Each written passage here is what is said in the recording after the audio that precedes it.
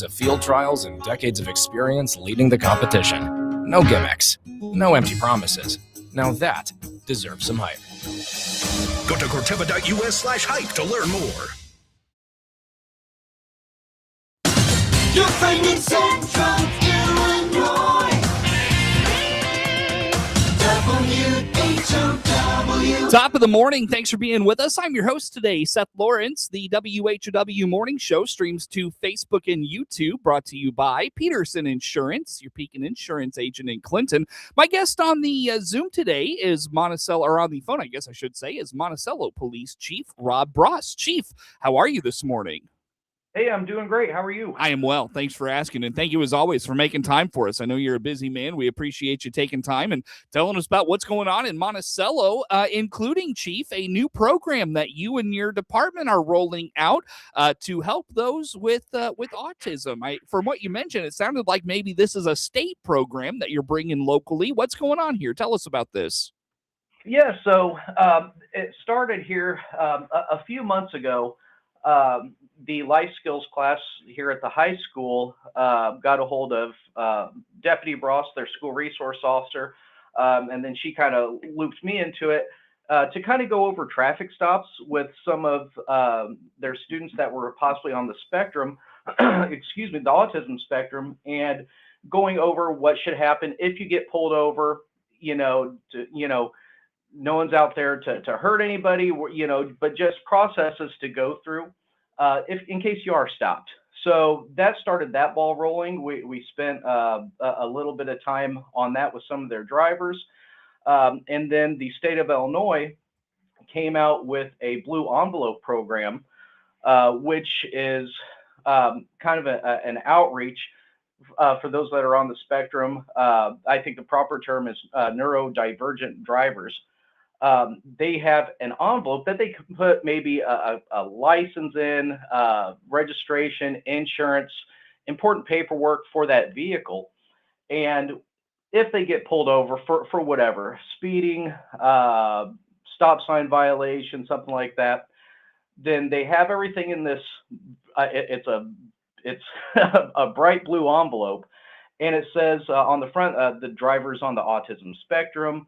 And it has tips for the officer and for the driver, because every now and then, if we walk up to a vehicle, someone's not looking at us,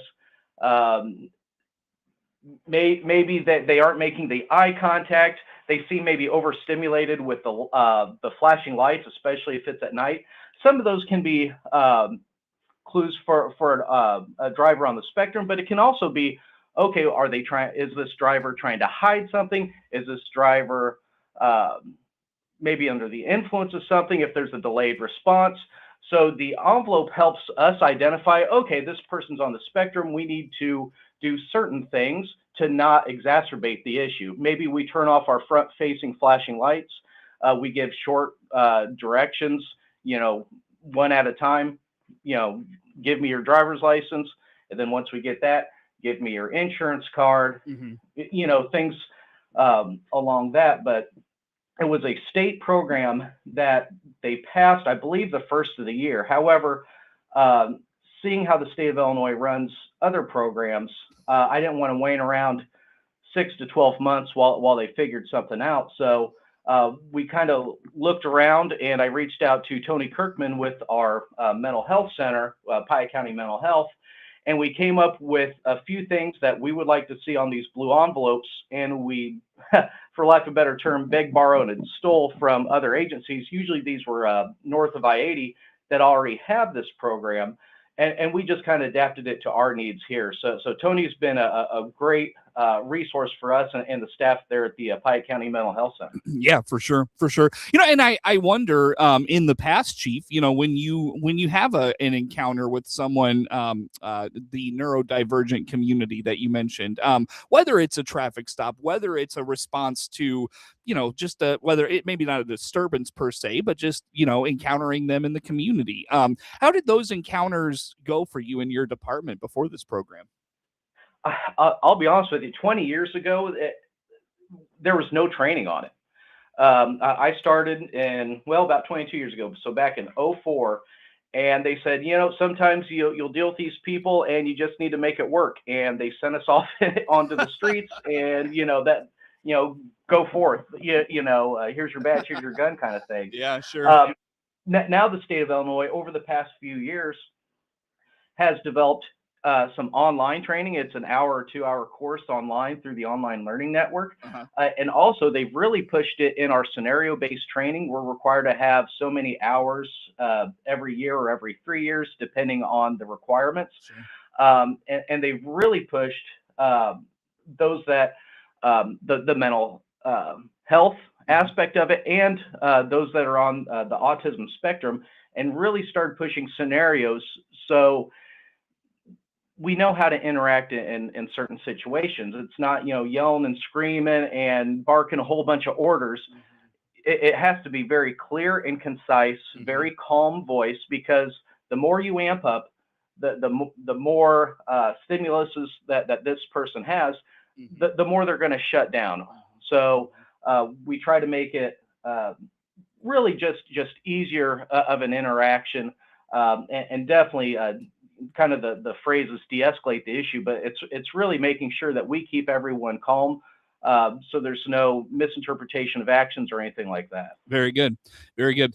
On that note, Chief, when it comes to training your officers nowadays, or even through this program, what is that going to look like? Does this change much in the way of training for those scenarios? Really, it gives us an opportunity to do a little in-house training. Once we get these envelopes here, we can spend about an hour. We have some online resources that, that we can go through.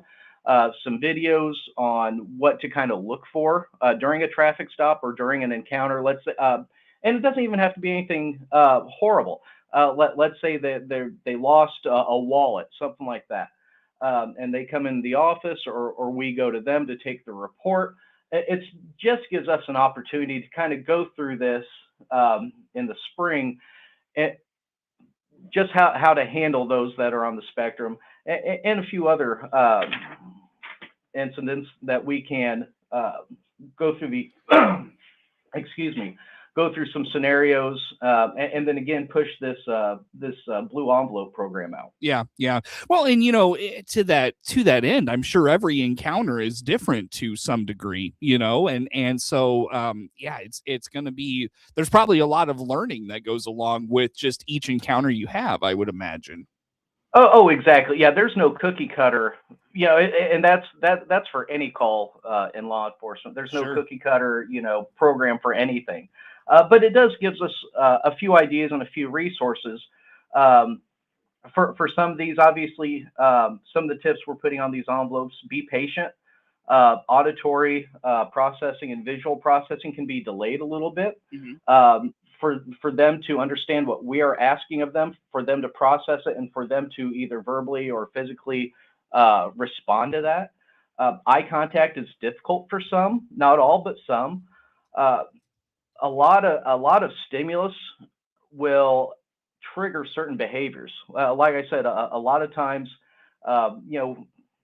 cops love red and blue flashing lights. We have them on, all four sides of the vehicle. So any forward-facing lights we're actually able to turn off. That's one of the benefits that we have now, as opposed to about 10 years ago. So if we can reduce some of the stimulus that we're inflicting on some of the drivers, that helps us in the long run. No doubt. Chief, it's for you, I'm sure it's beneficial to have a program like this in place, to have good response, and even further than that, good relationships with your community, maintain that kind of community policing approach. Do you mind speaking to that a little bit? Yeah, and this is where definitely working with either the schools or mental health or some of the other community resources we have in town, having those relationships, we can reach out and say, hey, we see this. Is this something worth pursuing? Is this something that maybe we can use, but we need to change it to fit our needs locally? Because obviously, if we see a good idea north I-80, the way they do things north of I-80 and east of 355 are completely different than what we do in East Central Illinois. So it's nice to have the agencies that work in this area that help the clientele that they help, that are able to give us ideas on, hey, they have this in their program. We don't really see that here, but we see something else. Let's kind of mold it to what we need it. Mm-hmm. So yeah, definitely reaching out to other resources helps us in the long run doing our job and makes our life a lot easier. Sure. What does the rollout of this look like, Chief? I mean, is this something in place now, or what is this? What is the future of this look like going forward for Monticello PD? So I met with Tony Kirkman with mental health. I believe it was last week. I've got his list of things that their staff came up with. So we'll come out with a kind of a demo envelope. We'll make sure that everyone's on board with it, and then it's pretty much just sending it out to get printed. I'd like to see these out. Obviously, printing is, we're kind of at their beck and call, but about March or April would be when we'd like to really push this out. I'd like March, just because that's easier for us, but whenever we can get this out, the sooner the better for us. How are you communicating this with the community? So right now we didn't want to throw this out into a grand scale, and then everyone's at our office saying, hey, we'd like 5 envelopes, we'd like 10, we'd like our community. We wanted to make sure we had a good foundation set. And again, another reason why we wanted to do it kind of ourselves without waiting for the state of Illinois.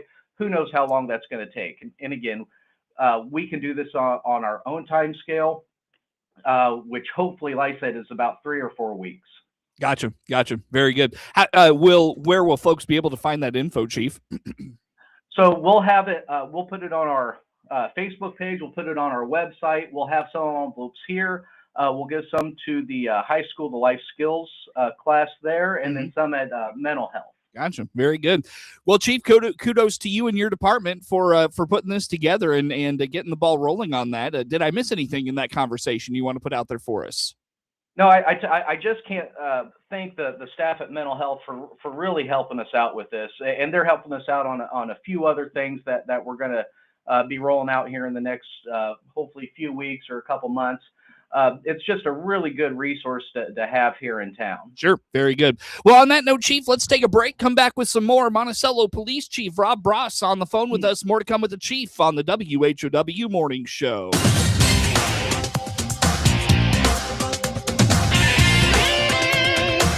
WHOW.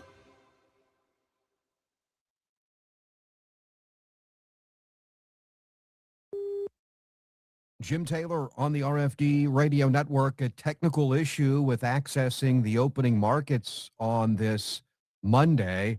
Closing numbers from last Friday: corn slightly higher, beans lower, and wheat finishing higher. March corn 427.5, up 1 3/4. May corn up 3.5, 439 3/4. December new crop 464.5, up 3 pennies. March beans closing last Friday 1137.5, down 3.5. May beans down 2 3/4, 1153 1/4. November new crop 1115, down 3 1/4. March Chicago wheat 573.5, up 14 on Friday. May wheat 580 1/4, up 13.5, and July wheat 587.5, up 13 this past Friday. Again, a technical issue with opening markets on this Monday morning. Jim Taylor, RFD Radio Network. It's time to celebrate winter. This is Scott Baum from Baum Chevrolet Buick in Clinton and Farmer City. Yes, we have extra savings on all new Chevrolets this month to celebrate the winter season. See our inventory of Chevrolet Trailblazers, Blazers, and the Efficient Trax. We also have a good selection of our 7-passenger Chevrolet Traverse and Tahoes. Chevrolet, together, let's drive. See our winter celebration savings at BaumChevyBuick.com right from the start. Here's Matt Hart, owner of the Hart Media Group in Clinton, talking about continuing to serve the community through new ownership. Things came together and we reached an agreement to purchase. And as you mentioned, we closed August the 1st. So as August the 1st, Miller Media Group is now Hart Media Group.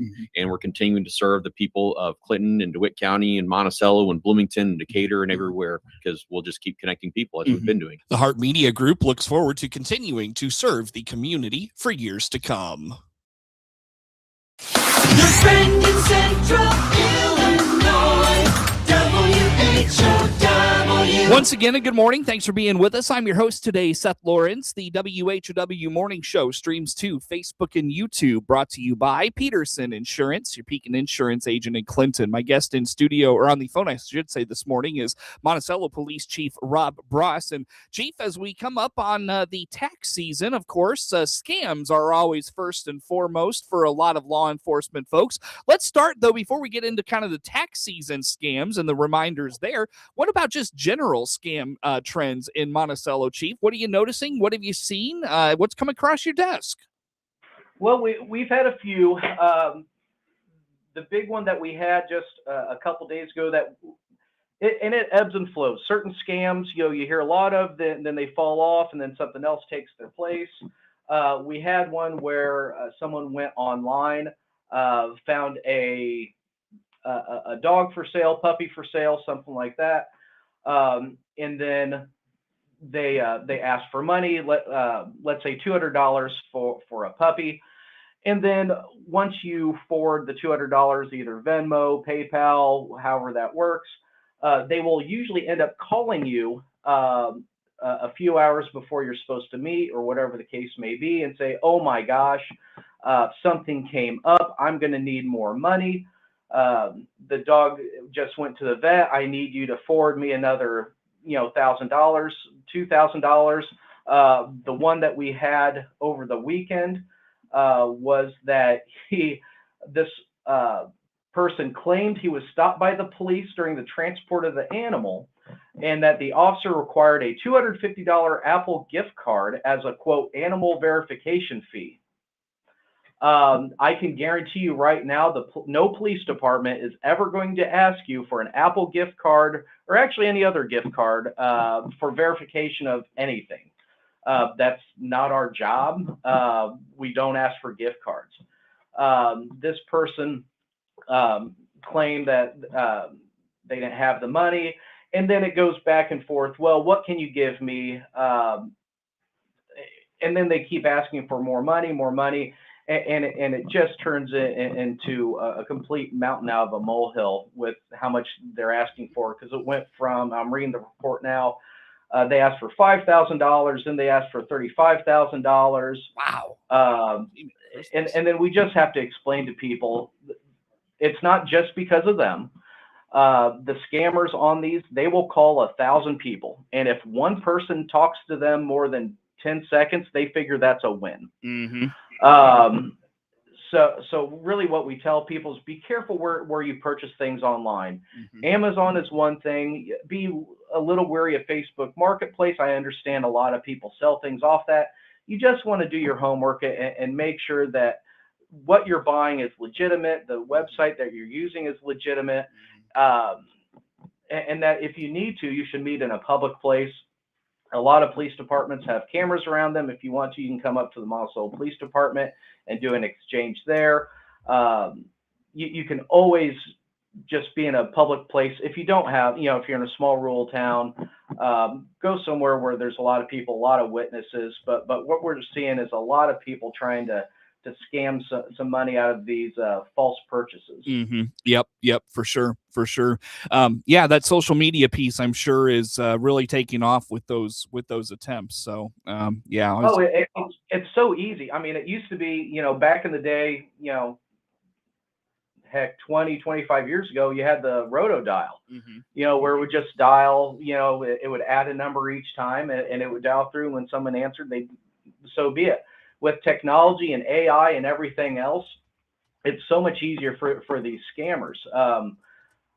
I remember an incident from my old hometown where a family spent, I think it was over $100,000 on the scam of your grandchild is in a Mexican prison. And oh my gosh, please don't call mom and dad. I'm going to be in trouble. They just need bond money. They need attorney money.